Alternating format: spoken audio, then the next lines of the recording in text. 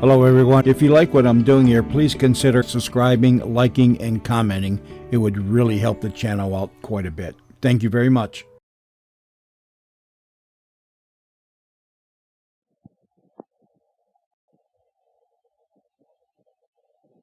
The amazing Mr. Malone.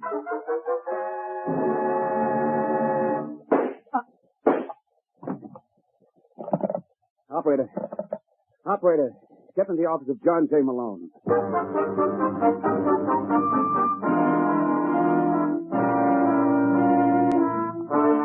The National Broadcasting Company presents The Amazing Mr. Malone, an exciting half hour of mystery starring George Petrie as the lawyer whose practice before every type of bar has become a legend.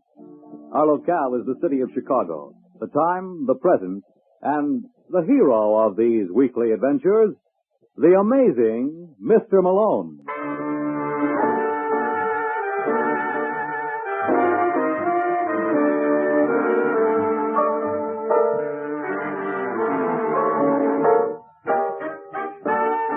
Malone's the name, John J. Malone, attorney and counselor at law. Tonight, in our study of the cliche, let's take a gander at the shop-worn handsome is as handsome does. As a case in point, I give you Jack Brock. Mr. Brock is the bald-headed gent seated behind the mahogany desk in Suite 419 of the Schubert Building. He's a private detective by avocation, but his work has given him a faulty perspective on life. He sees everything through a keyhole. Yeah, what is it, Julie? I'm sorry to disturb you, Mr. Brock, but Mrs. Hamilton is here. Well, send her in. What are you making a production for? Yes, sir. What'd you do with the file on her case? I put it in the top drawer. Okay. Anybody come in, Mrs. Hamlin. I'll be with you in a minute. That's quite all right. Listen, Julie, I don't want to be disturbed for anyone, you understand? Yes. If Harvey calls, tell him to check back later. Well, I'm certainly glad to see you, Mrs. Hamilton. Got that report for you. That's fine. You, wouldn't care for a drink first. No, I wouldn't. I'm just trying to be social. No, please don't put yourself out. May I hear the report? Sure. Report filed by Ed Sylvester, June 15th, 1951. Subject, Paul Hamilton. I picked up Mr. Hamilton at 9 a.m. Do we have to go through all that? Well, you All said... I'd like to know is whether my suspicions are well-founded. Do you mean, is your husband seeing some cutie on the side? The answer's yes. And the girl's name? Eve Fenton. Eve Fenton. Uh-huh. Is she in love with Paul? She'll... That's the funniest thing I've heard in years. Well, I wish you'd explain the joke to me. Well, the Stain don't know what the word love means. She's gone with 100 guys in the last year. What does she do? Whoever she can. Right now, she's promoting your husband. Since April, he's given her over $70,000 worth of jewelry. I see. If I was you, I'd give him a dose of his own medicine. I don't follow you, Mr. Brock. Well, you're a good-looking woman. Thank you. Why don't you show him two can play that game? Find yourself a little partner? Am I to understand you're volunteering your services? You could do a lot worse. I'm not a bad guy. I've only got your word for that. Well, can't rule a guy out trying. If there's anything I can do for you in the future... I rather doubt it. Well, you never know. Someday you may be up against it. If it comes, give me a jingle. I think you got my number.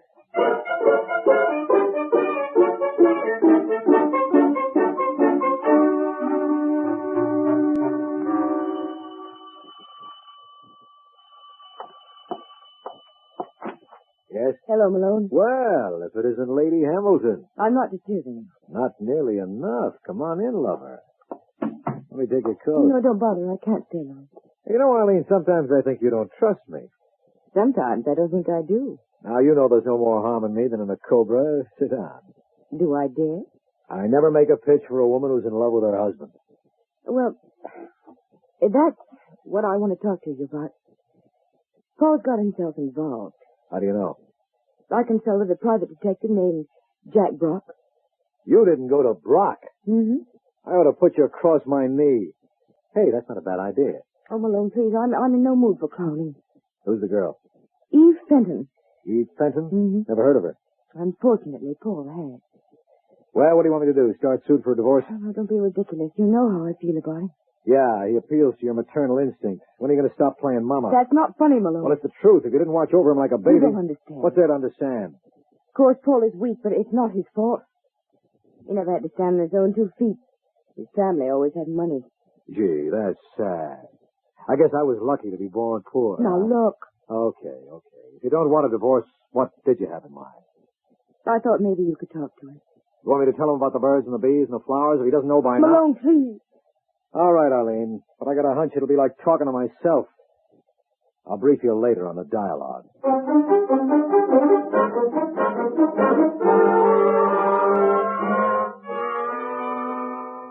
I'll say one thing for you, Malone. You've got more nerve than any 8 people I know. Now, look, Paul, this wasn't my idea. I don't like to butt in on a family squabble. Well, what do you call what you're doing? Come to think of it, you're right. But you know how Arlene feels about you. Yes, she doesn't trust me to come in out of the rain. It isn't that. Then what is it? This little girl you're tied up with, Eve Fenton. Suppose we leave her out of this. I don't see how we can. She's in this mess up to her lovely neck. She's a bad dame, Paul. You better watch that tongue, Malone. Look, I've seen the report. She's a no good... Shut up. Wait. I guess I asked for that. You certainly did. Now get out. Okay, Paul, but my mother taught me to turn the other cheek. I may be back later to give you a crack at it.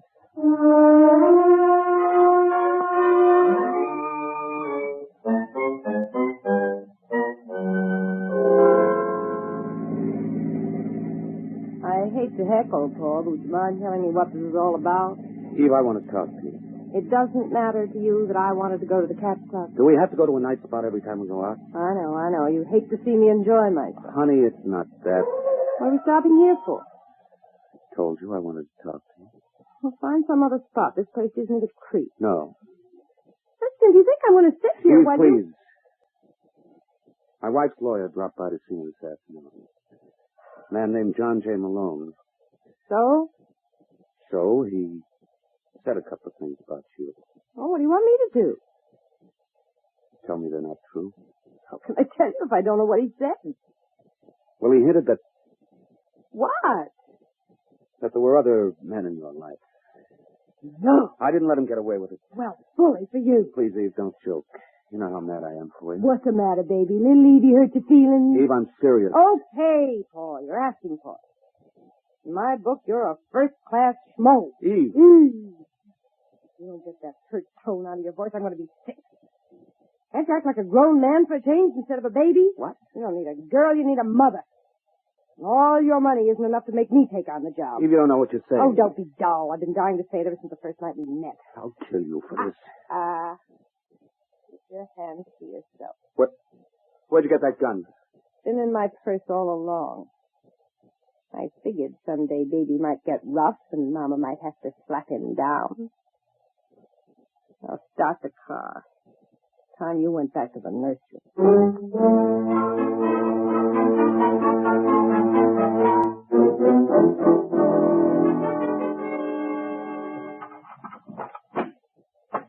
Hello, Eve. What are you doing here, Barry? I was waiting for you. Well, from now on, do it outside. Why, darling, I believe you're out of sorts. I don't want you hanging around. Is that understood? Well, there's no need to be huffy. After all, Eve, Shut up. You make me sick. Well, you didn't feel that way when I lined up Paul Hamilton. Say, I'm glad you mentioned that because the party's over. What on earth are you talking about? I packed him in tonight. You didn't. Didn't I?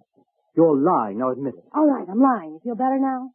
If you think you're going to double-cross me, Miss Benton, you've got another guest coming. Don't be a fool. I planned the whole thing. I did all the work. You did all the work. Look, little man, this may come as a shock, but you don't know what work is until you've spent a couple of hours with Mr. Hamilton. I've met dull people in my You're time. not going to do this to me, Eve. I won't let Oh, you. drop dead. You hear me? I won't let you. There. Stop it. I can't. Barry.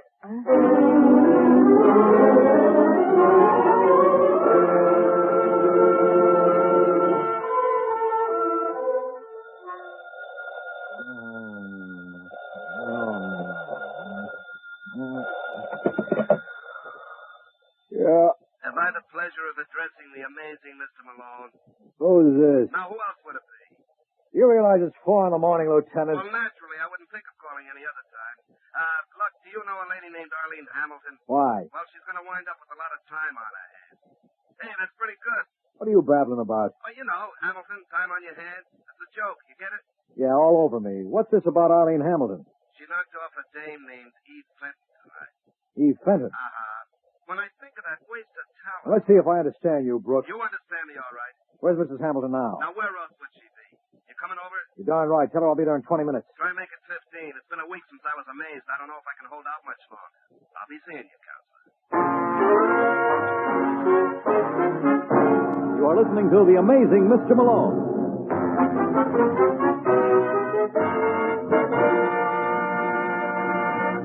It's the Silver Jubilee on NBC. Sunday evening brings you a trio of top adventures over NBC. The Saint, Martin Kane, Private Eye, and Mr. Moto. 3 programs designed to bring you mystery, suspense, and high adventure. Tom Conway is featured as Simon Templar, alias the Saint, a fellow with an eye for excitement and the ability to get himself into plenty of trouble. Martin Kane, Private Eye, is a new addition to our detective panel, starring popular stage and motion picture actor Lloyd Nolan as Martin Kane. Martin Kane will be in for plenty of action this Sunday on the first show of his new series. Also for your Sunday night listening, Mr. Moto, ace security agent, aids the occupation forces in their constant fight against those who would destroy world peace. And here's a tuning reminder. Dimension X has moved its broadcast time and day and will be heard in a new series of programs beginning July 12th. Today, tomorrow, every day, there's top radio entertainment over this, your NBC station. And now, back to the amazing Mr. Malone.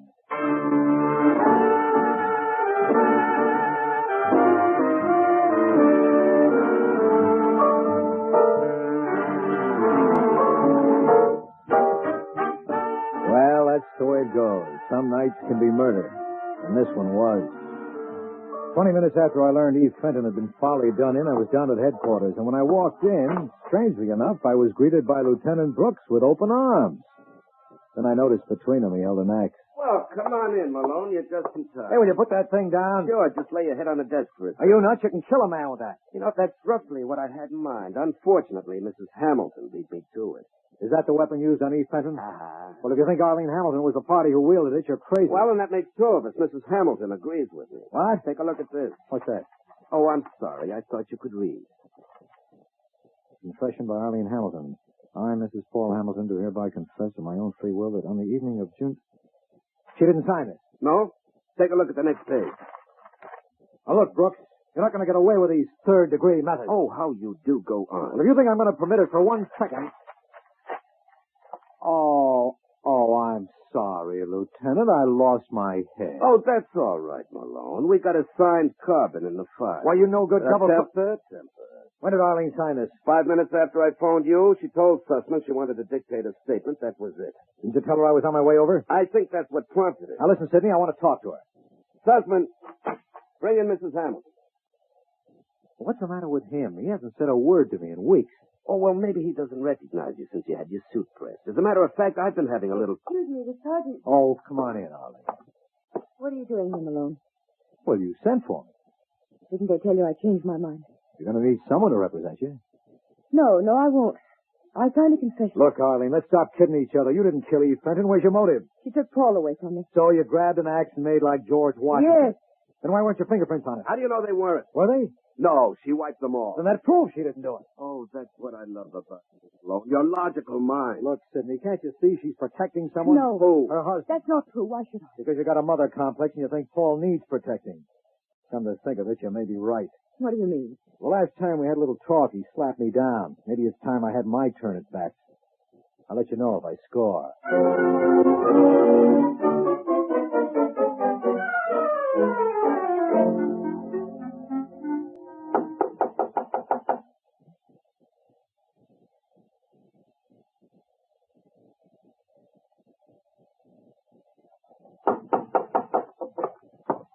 Just a second. Hello, Paul. What do you want, Malone? Well, that's no way to greet an old friend of the family. I've got nothing to say to That's you. all right. I got more than enough dialogue for us both. Are you going to get out of here? I just saw Arlene. You know, she confessed to Eve's murder. I'm not at all surprised. Neither am I. I figure she's shielding someone. Don't you? No. She killed Eve. Why should she? Because she was jealous of her. Now, that's something I'll never understand. Here you have the greatest wife in the She world. was never a wife to me. She was I know. A mother. You know what it means to have someone watch over you day and night, to check whether or not you have your handkerchief when you go out and if you've got an umbrella when it rains? Maybe you need it. Don't be smart. All right, I'll grant you Arlene's the domineering type, but don't you see what she's trying to do for you now? No. Well, why do you think she confessed? She thinks you killed Eve. And why would I do that? Maybe Eve got tired of you. If that's all you've got to say, Malone. No, it isn't. Well, I don't want to hear anymore. You're going to. Unless we can dig up another suspect, your wife's going to the chair. Now, if you didn't kill Eve, who did? Who were some of the other men in her life? There was no one else. Don't be a jerk. There must have been hundreds. Eve could never Get be... out. You know, Paul, you did that once before, and I think I was pretty wonderful the way I held my temper. And I ain't sore now. Honest. Why, you... Don't bother getting up, old man. I can find my way out.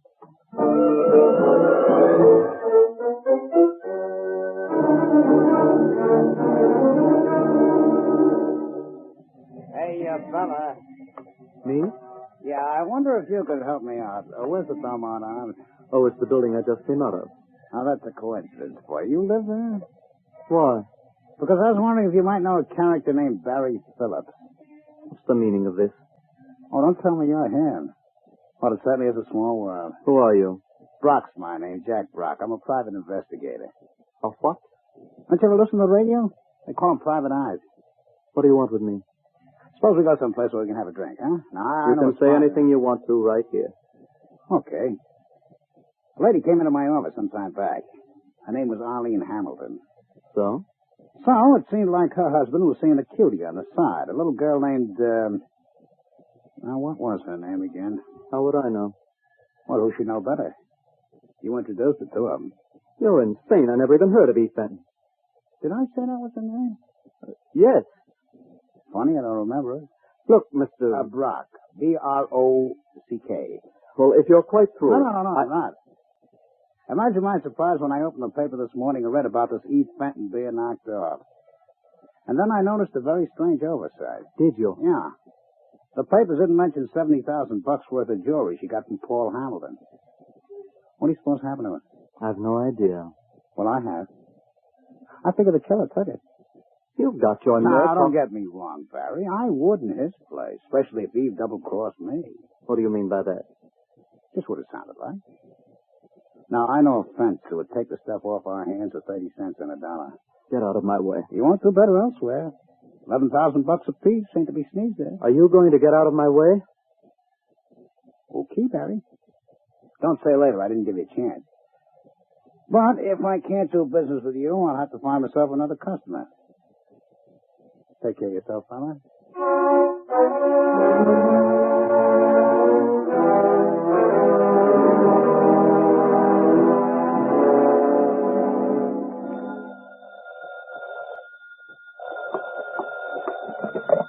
Yeah? Let me talk to John J. Malone, please. Speaking. Who's this? Jack Brock. Oh. I take it you heard of me. Unfortunately. You're a pretty funny guy, Malone. I don't think Bob Hope has much to worry about. What's on your mind?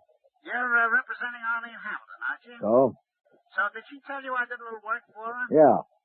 Well, since I concluded the job, a couple of things have come to my attention. Such as? Well, I find it wasn't Eve Fenton's idea originally to clip Paul. She was working with a guy. I figured as much. Well, figuring is one thing. I'm the boy who can prove it. Now, suppose Eve double-crossed this partner of hers. How? Could be any number of ways. Maybe she dissolved the partnership. Maybe she refused to divvy up with him. That's a possibility. Did you know Paul Hamilton gave Eve $70,000 worth of ice while he was gone with her? No. Well, he did. And the cops didn't find it in her apartment. What do you make of that? All right, Brock. What's the pitch? You're not telling me all this because of my big brown eyes. Well, you notice I didn't tell you the guy's name. That's going to cost you $5,000. You got delusions of grandeur. Well, your client can afford it. This thing can save her life. Maybe she doesn't want her life saved. Didn't you hear she confessed? Oh, when did that happen? A couple of hours ago. Well, I'll tell you what I'll do. I'll give you the guy's name and address for $1,000. 500, you got a deal. When will I get the money? As soon as I verify. Well, it's Barry Phillips. Barry Phillips? Yeah, I live in the Belmont. Now, about the dough, Malone, I got your word for it? Such as it is. What do you mean? I guess I'm as bad as you are, Brock. But don't let it ruin your faith in all men. It's just two of us who can't be trusted.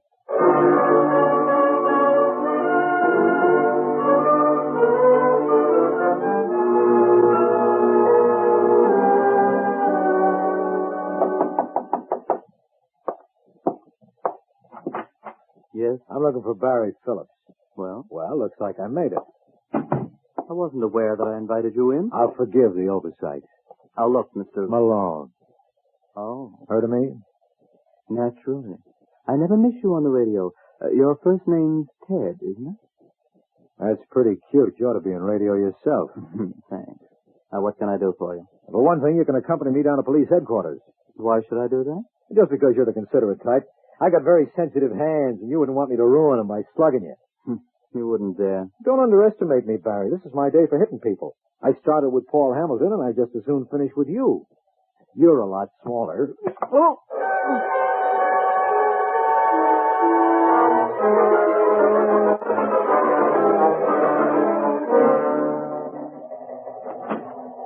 Yo-ho, Lieutenant. I'm back. Hey, Sussman, hide the valuables. That man's here again. You know, if someone heard you, they'd think you weren't glad to see me. Now, I wonder how they'd get that impression. Listen, you schlemiel, I got this whole case figured out. Oh, well, you're kind of slow, Malone. I had it figured out hours ago. You don't really believe that phony confession Arlene Hamilton made? I most certainly do. Where's she now? Home. Judge McAllister granted bail 20 minutes ago. Well, I got a hunch it's the last you've seen her. Oh, she'll be back. I doubt it. You see, I know who killed Eve Fenton. Do tell. Yeah. There's a little boy named Barry Phillips. Are you out of your mind? Did you find any jewelry in Eve's apartment? No. Well, Paul gave her $70,000 worth. Where did it go to? Oh, you tell me. You're the one who's amazing. The killer took it. Robbery was the motive for this murder. It's as simple as that. Eve and Barry were partners, and he thought she double-crossed him. Where's this Barry Phillips now? In his room at the Belmont, I slugged him. Now, what do you want to do that for? Well, look, Lieutenant, for 30-odd years, I've been looking for the one man in this town I could lick. Today, I found him. Wouldn't I be a fool to let him get away?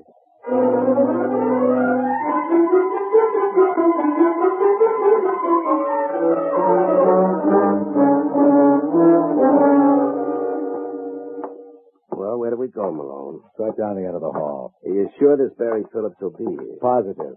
Oh, you should have seen the right I let him have. It was a beaut. Yeah, you must be training on how to call. Listen, Counselor, all I got to say... Save it for later. Is this the place? Yeah. Oh, where is it? Hit those lights. What did I tell you? When Malone socks them, they stay socked. All right, Barry, it's time to get up. You got company. Barry. What's the trouble? I don't know. Get out of the way. Well? He's dead. But I only hit him once. You don't know your own strength. Did you ever consider fighting professionally? They could bill you as Killer Malone. That's one title you really deserve. All right, Killer, let's go.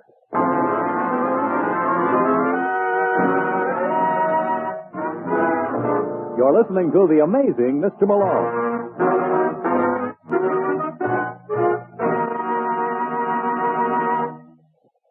Every time the cost of living index goes up 1%, people must spend an additional $2 billion per year. This same inflation strikes at defense, too. In the next 2 years, defense costs are estimated at around $140 billion. If inflation raises these costs by only 1%, we, you and I, the public, will be paying $1,400 million a year extra. No one man and no act of Congress can stem this tide of inflation, this I-bomb whose effects are more widespread than those of the atom bomb itself. But if we all act together, we can win. What can I do, you ask? First, don't buy anything you don't actually need. Second, don't buy or sell anything that's over the established ceiling price. And third, put every extra dollar you have into defense bonds. Bonds that help our country stay strong financially. Sign up for payroll savings where you work. First thing tomorrow. And now, back to the amazing Mr. Malone.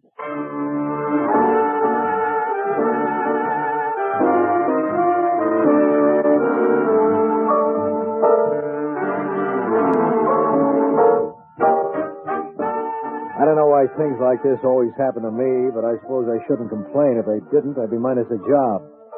Now it looked like I was going to lose even more. And while I retired to a neutral corner, Lieutenant Brooks counted Barry out. Well, he's dead, all right. You know, I certainly got to hand it to you, Counselor, and wouldn't I love to? But I tell you, Lieutenant, I barely touched him. Oh, you must pack a wallop like Joe Louis. If you escape the chair, maybe I can get you to sign a testimonial for the Everlast people. Help me turn them over. If you don't mind. Oh, come on, Malone. This is no time for you to go delicate. Uh-oh. I was afraid of this. Huh? what do you make of this little round hole in his back? It ain't a lifesaver. Well, maybe it is, because it sure saved your life. He was shot. Then I didn't kill him. Are you sure? Of course I'm sure. Or maybe you forgot. After you hit him, maybe you pumped a slug in him just to make sure he was out. Don't talk like a jerk. Oh, I hate to see such an opportunity go to waste. Listen, Lieutenant, I got it all figured out. Oh, that's what I love about you, Malone. You're like the U.S. mail. Nothing stops I you. tell you, I see it all now. I know who killed him. All right, who? The same party who killed Eve Fenton. Can you latch on to Jack Brock? The private detective? Yeah. What's he got to do with it? I'll tell you later, but we'll need him and Paul Hamilton. Now, what about your client, Mrs. Hamilton? Oh, by all means, let's have her, too. I always do my best work when there's a lady in the house.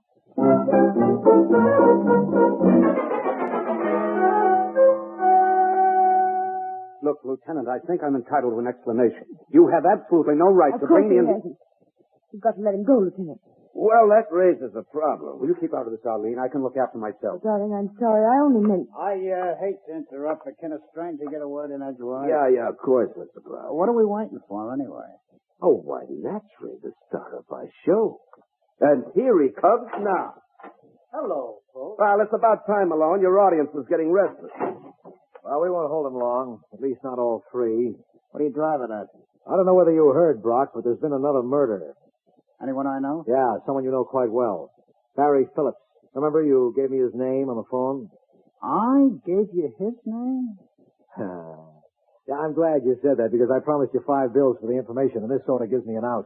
Right, Paul? Why ask me? I was wondering whether you saw any fallacy in my logic. I'm afraid I hadn't been listening. You should have, because you got a big stake in this. I don't see how. Well, Paul, you killed Barry Phillips and Eve Fenton. No. Yes, he did, lover. You couldn't do everything for him. There were a couple of things he finally did for himself, and both of them were murder. Congratulations, Paul. Today you are a man.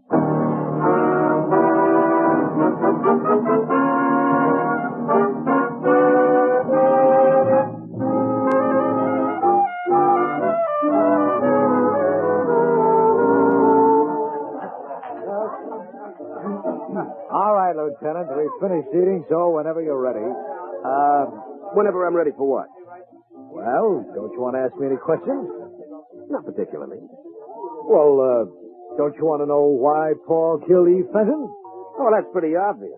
He wanted to get even. The dame played him for a sucker, and his ego couldn't take it. Well, you're probably wondering why he killed Barry Phillips. Oh, for the same reason he killed Eve. Barry was in on the plot to clip him. Oh. Well, no doubt you're puzzled about what happened to the missing jewel. Oh, don't be ridiculous. Paul took it after he killed Eve just so it shouldn't be a total loss. You saw all that? But don't tell me I've amazed the amazing Mr. Malone. Oh, in that case, I'm going home and cut my throat. I've got nothing else to live for. Good night, Counselor.